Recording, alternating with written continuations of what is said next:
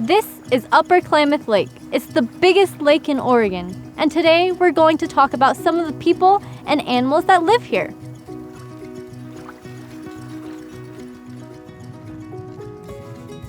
We're a nation of people. We're actually 3 different people groups that came together, through treaty. And this is our Aboriginal homeland.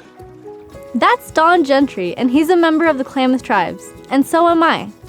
Our people have lived around Upper Klamath Lake for a really long time, as long as anyone can remember. This is such a beautiful, beautiful place and so abundant with all the resources that we could live here. Here's the thing.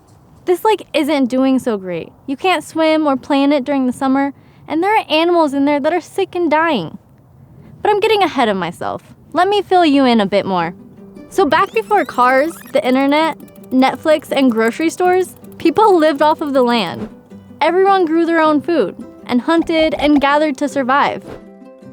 One very special food to my ancestors were the suckerfish that live right here in Upper Klamath Lake. We call them chwam and koptu, and there were a lot of them. The fish are something that our ancestors depended on, at the end of long winters. Huge food source, protein source, right at the time of the year when it was very much needed. And that was your survival. You could depend on fish for food to eat. The chwam and koptu were more than just food to the tribes.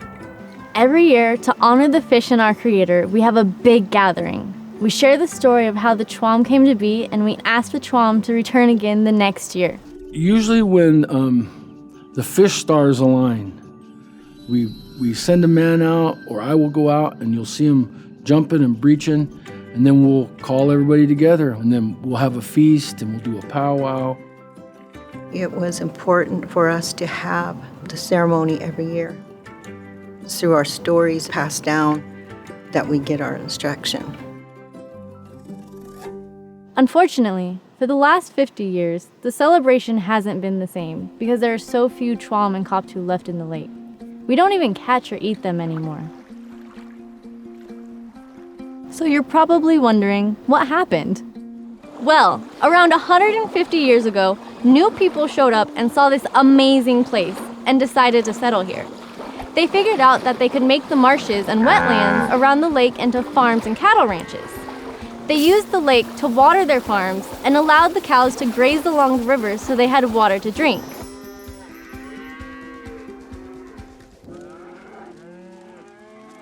What they didn't understand back then is that the wetlands have the important job of cleaning the water coming into the lake from the rivers and streams. So when the wetlands became farms, the water flowing into the lake wasn't as clean. And because of the cows grazing along the riverbanks, the river water got even dirtier. Also, when they used the lake to water their farms, the lake got shallower. So after 150 years without wetlands and letting cows graze along the river, the water in the lake is now very dirty. And the lake is really shallow because nearly 3/4 of the lake is taken out to water farms. This makes it easy for the water to get really warm in the summertime. Unfortunately, dirty, warm water is the perfect place for blue-green algae to grow. And even worse, this kind of algae is really bad for you. Meet Alex and Farron. They're fish scientists. They study the lake and how it works. Each year, most of the time, I believe it's been every year for the last few years, the lake gets listed by the county health department as essentially a toxic water body. There's advice, obviously, not to drink the water. Don't let your dogs drink the water. Don't let your kids swim in the lake. Don't touch the water. It's poison, essentially. If you get close to it, it doesn't smell very good, for one, and it's green. This turned out to be really bad news for the chwam and koptu. Here's how bad. Over 150 years ago, scientists believed there were millions and millions of chwam and koptu in the lake. Today, there are less than 30,000.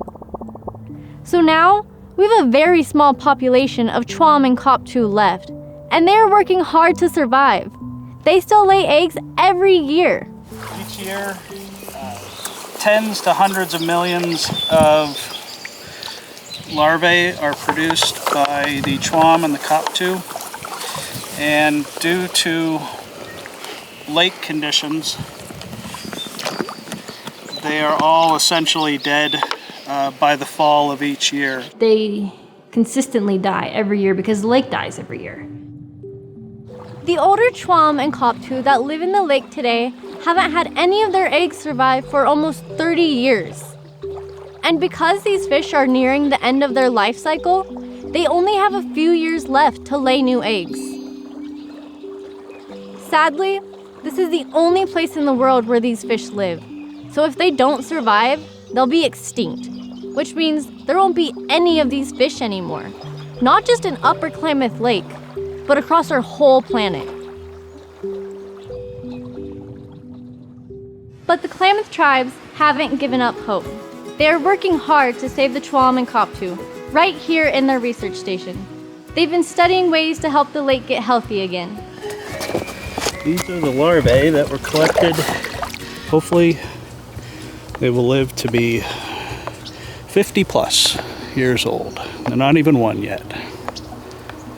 But we can only do that if the lake is healthy and clean.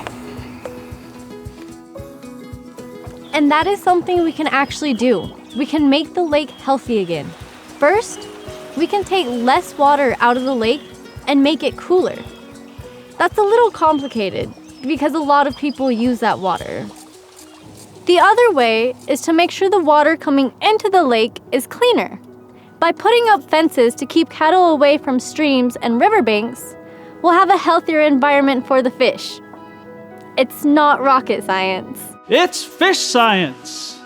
And if the lake is healthy again and the toxic algae goes away, it's not just the Chuam and Koptu who win. All the plants and animals and even the people who live around Upper Klamath Lake will also win. Wouldn't it be cool to swim and play in the lake again and even go fishing for the Chuam and Koptu? Upper Klamath Lake is a pretty awesome place. It just needs our help to get healthy again. And the Chuam and Koptu are pretty awesome fish that need our help to survive.